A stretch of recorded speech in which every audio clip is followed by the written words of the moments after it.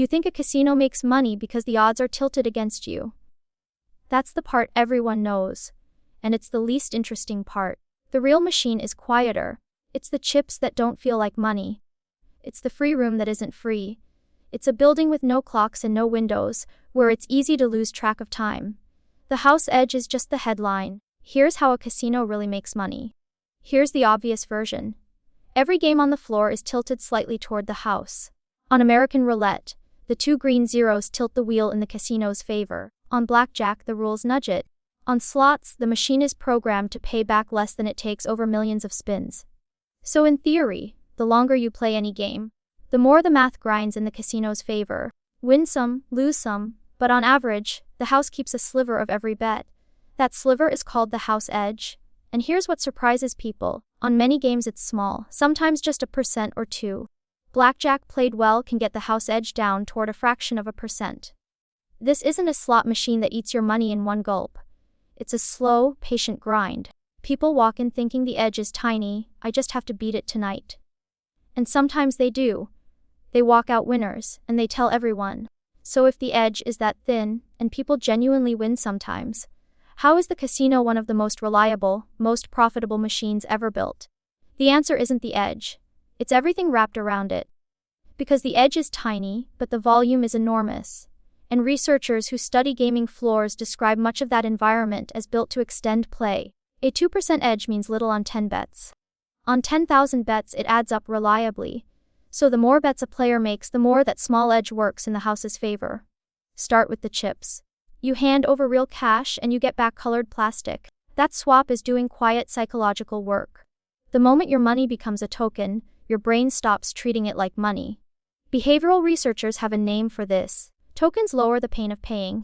The little wince you feel handing over a $20 bill? Gone. A $500 chip and a $5 chip feel almost the same in your hand. Studies in this field find people wager more freely with tokens than with physical bills. And there's a built-in benefit for the house. Every chip you bought, but haven't cashed out is money the casino is already holding. Interest. Free. Walk out with chips in your pocket, lose a chip, never come back to redeem one, and that money is simply theirs. That pile of unredeemed value is called float. Now the floor itself, look up, often no clocks. Look around, frequently no windows and no daylight.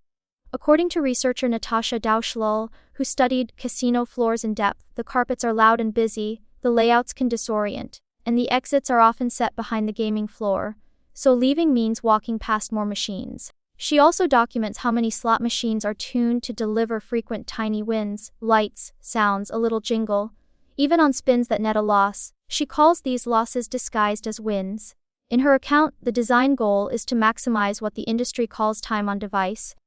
Now the part that flips it completely. On the Las Vegas Strip, gambling is no longer even the biggest line on the books. A huge share of resort revenue now comes from non-gaming. The hotel rooms, the restaurants, the celebrity chef dinners, the nightclubs, the shows, the shopping arcades. For years, the casino floor was the whole business.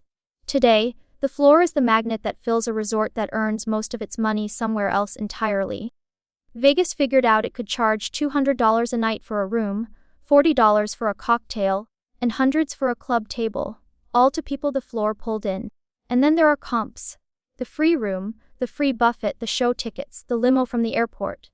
They feel like generosity. They're a budget. Here's the trick.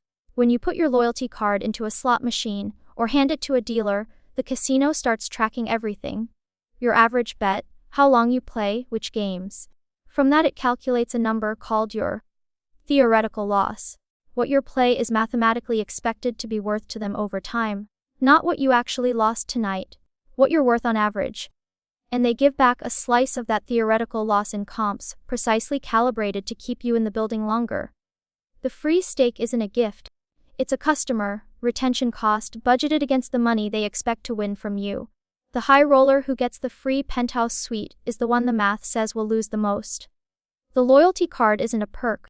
It's the meter, so add it up. The house edge is small, but volume makes it relentless. The chips strip money of its weight. The float lets them hold your cash before you bet it. The clock, free floor stretches your time on device. The comps pay you to stay.